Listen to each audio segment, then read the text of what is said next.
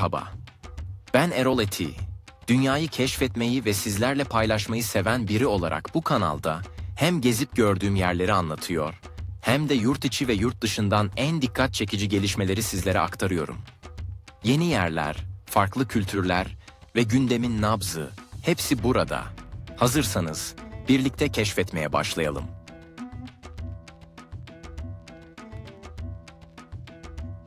Bugünlerde hepimizin aklında dönüp dolaşan o büyük soru var. Bir robot benim işimi elimden alacak mı? İşte bu sorunun peşine düşüyoruz. Hadi başlayalım.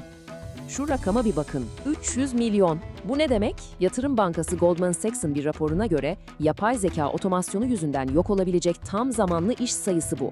Evet, tam 300 milyon. Rakam gerçekten devasa ve işte tam da bu yüzden bu konuyu enine boyuna konuşmamız gerekiyor. Peki, bu etkinin ne kadar büyük olacağını anlamak için önce işin temeline inmemiz lazım. Şu meşhur yapay zeka tam olarak nedir, ne değildir?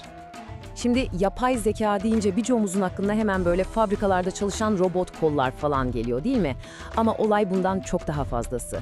Asıl mesele makinelerin artık insan zekasını taklit edebilmesi. Yani verilerden öğreniyor, kalıpları fark ediyor ve kararlar alıyor. Ekonomideki bütün dengeleri değiştirebilecek güç de işte tam olarak buradan geliyor.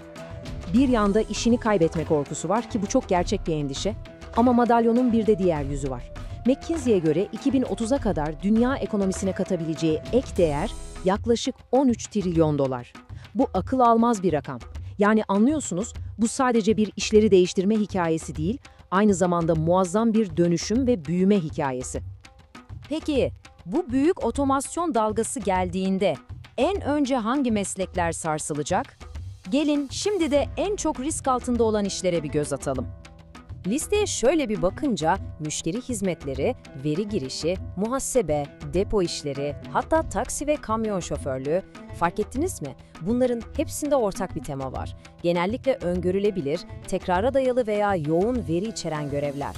Peki bu ortak nokta onları neden otomasyon için bu kadar ideal kılıyor? İşte cevap burada. Yapay zeka, özellikle de büyük veri setlerini analiz etmek, tekrar eden fiziksel işleri yapmak veya standart müşteri sorularını cevaplamak gibi konularda insandan kat kat daha hızlı ve verimli.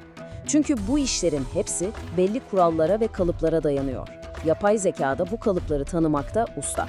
Bu da bizi can alıcı soruya getiriyor. Peki yapay zekanın yapamadığı şeyler neler? Ve işte tam bu noktada işin rengi değişiyor. Çünkü madalyonun diğer yüzünde, yani makinaların yetersiz kaldığı alanda sahneye biz çıkıyoruz, insanlar. Bizim insan dokunuşu dediğimiz o yeri doldurulamaz özelliklerimizle. Bu karşılaştırma aslında her şeyi net bir şekilde ortaya koyuyor. Makinelere bakın, hız, verimlilik, veri analizi, bu alanlarda onlarla yarışmak imkansız. Ama şimdi de insan tarafına bakın. Yaratıcılık, duygusal zeka, empati, karmaşık problemleri çözme, İşte bunlar bir makinenin kolay kolay sahip olamayacağı tamamen bize özgü yetenekler. Düşünsenize, insan kaynakları yöneticileri, avukatlar, öğretmenler, sanatçılar, psikologlar, bu mesleklerin hepsi neye dayanıyor? İnsanlar arası çatışmaları çözmeye, ikna etmeye, empati kurmaya, özgün fikirler üretmeye. Kısacası bir algoritmanın şimdilik taklit bile edemeyeceği o derin insani becerilere. Peki tamam, tablo bu. Bir yanda otomasyona uğrayacak işler, diğer yanda insani becerilere dayananlar. O zaman asıl soru şu, siz, biz, hepimiz bu yeni dünyaya kariyerimizi nasıl hazırlayabiliriz? Kendimizi geleceğe nasıl hazırlayacağız? Uzmanların tavsiyesi oldukça net ve aslında 4 temel adıma dayanıyor. Birincisi, hayat boyu öğrenmeyi bir alışkanlık haline getirin. Teknoloji durmuyor, siz de durmayın. İkincisi, insani yani sosyal becerilerinize yatırım yapın. İletişim, işbirliği, empati gibi. Üçüncüsü, çevik olun. Yani yeni şeyler öğrenmeye, hatta kariyer yolunuzu değiştirmeye açık olun. Ve son olarak bir konuda uzmanlaşın. Derinlemesine bilgi sahibi olduğunuz bir alan sizi her zaman daha değerli kılacaktır.